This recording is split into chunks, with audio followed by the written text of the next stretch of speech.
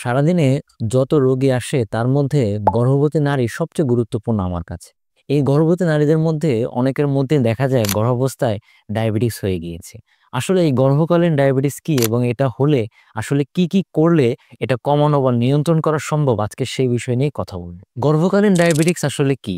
গর্ভাবস্থায় শরীরে নানা রকমের হরমোনের পরিবর্তনের কারণে অনেক মায়ের রক্তে শর্করা বা গ্লুকোজের মাত্রা বেড়ে যায়। এই অবস্থাকে বলা হয় গর্ভকালীন ডায়াবেটিস বা জেস্টেশনাল ডায়াবেটিস মেলাইটাস, সংক্ষেপে জিডিএম।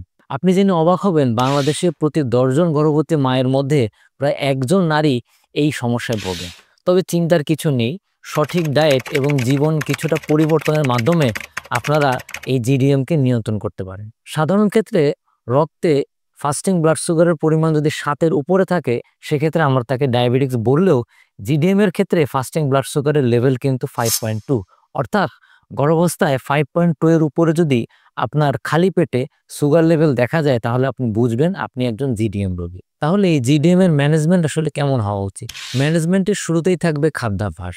অনেকেই মনে করেন গর্ভাবস্থায় যদি আপনার ডায়াবেটিক্স হয়ে যায় তাহলে অবশ্যই আপনাকে না খেয়ে থাকতে হবে, কিন্তু প্রথমেই মনে রাখুন, আপনাকে না খেয়ে নয়, সঠিকভাবে খেতে হবে। দিনে আপনি মোট 5 থেকে 6 বার খেতে পারেন। আমাদের প্রধান 3টি খাবার থাকে: সকালের নাস্তা, দুপুরের খাবার এবং রাতের খাবার। এর মাঝে আপনি চাইলে 2টি অথবা চাইলে 3টি স্ন্যাক্স নিতে পারেন। এবার খাবারের মধ্যে আমাদের থাকে কার্বোহাইড্রেট, প্রোটিন এবং ফ্যাট ইনটেক। আমরা শুরুতেই যদি কার্বোহাইড্রেট চিন্তা করি, তাহলে কার্বোহাইড্রেটের ক্ষেত্রে একটু বুঝে শুনে চিন্তা করতে হবে। সিম্পল কার্বের পরিবর্তে আমরা আসলে বাছাই করব কমপ্লেক্স কার্ব। এই কমপ্লেক্স কার্বের মধ্যে থাকবে সাদা চাল বা সাদা ভাতের পরিবর্তে লাল চালের ভাত অথবা লাল আটার রুটি। এছাড়াও আপনি সবজি, ডাল এগুলো খেতে পারেন। প্রোটিনযুক্ত খাবারের মধ্যে আপনি রাখতে পারেন ডিম, মাছ, মুরগি, চর্বিহীন দুধ, দই, এছাড়া ডালও রাখতে পারেন। এগুলো আপনার রক্তে সুগার নিয়ন্ত্রণ করতে সাহায্য করে। ভালো ফ্যাটের সোর্স হিসেবে আপনি মুরগি, গ্রাস ফেড গরুর মাংস, কাঠ বা কাজু বাদাম, এছাড়া বিভিন্ন ধরনের সিড যেমন পামকিন সিড, সানফ্লাওয়ার সিড এগুলো আপনি খেতে পারেন। ফলও কিন্তু আপনাকে একটু বেছে খেতে হবে। ফল খেতে হবে যেগুলোর জিআই কম, যেমন আপেল, পেয়ারা, মাল্টা, কমলা, জাম, জাম্বুরা।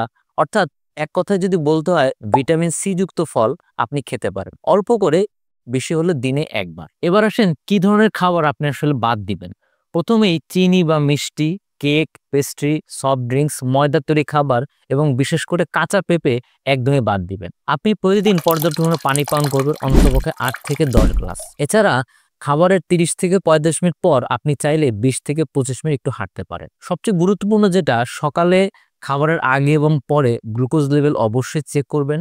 চিকিৎসক যা বলেন সেই অনুযায়ী ওষুধ বা ইনসুলিন নিতে পারেন। মনে রাখবেন, জিডিএম মানেই কিন্তু ভয় নয়। সঠিক খাদ্যাভ্যাস, নিয়মিত হাঁটা, পর্যাপ্ত ঘুম এবং মেডিকেল চেকআপ, এই নিয়মগুলো মানলে আপনি এবং আপনার শিশুর সুস্থতা নিশ্চিত করা সম্ভব। সবশেষে, healthy mom so healthy baby.